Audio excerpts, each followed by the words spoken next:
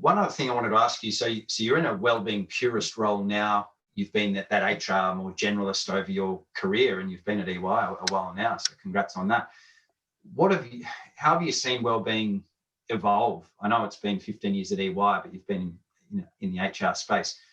How's it changed, from today to 15 years ago at EY?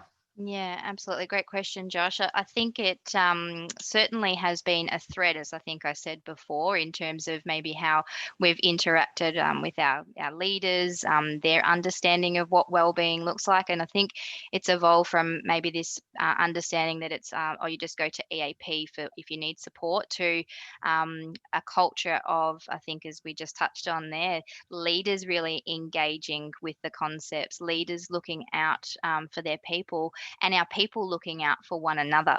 So for me, I think the 15 years that I've been at EY, this year I've been, probably the proudest I ever have been to work for this company. I think we've done a phenomenal job in terms of really, wellbeing took centre stage.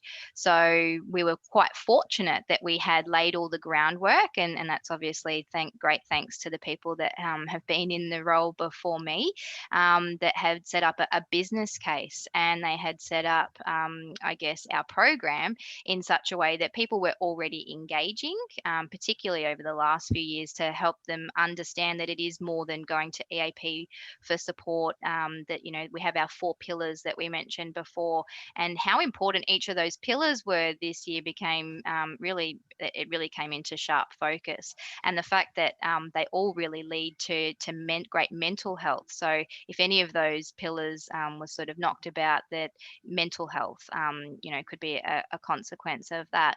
So I think our leaders then have really understood what that program looks like, how we can educate. But then what we saw is that we were we were engaging more. We were asking people how they were feeling.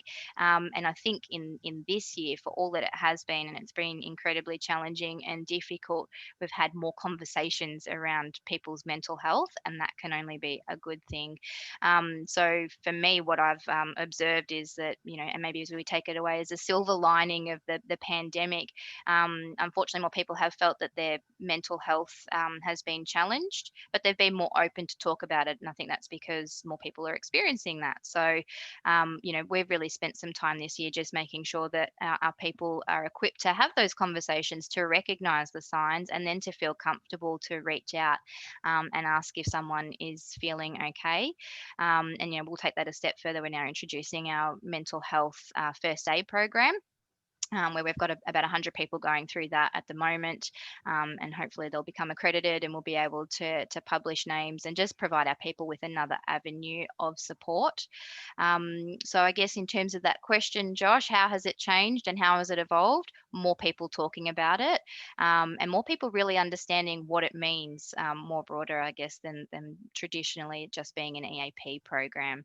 And I think for us, the physical side of it has really come to the fore as well. So we're obviously quite lucky that we've got the wellness centre through you guys in Sydney, but being able to pivot our program this year and bring that across Oceania in a virtual sense, and really help people to tune in and dial in at a time that might suit them while they're at home, to pay attention to that physical side of wellbeing, I think has been really key for our people as well.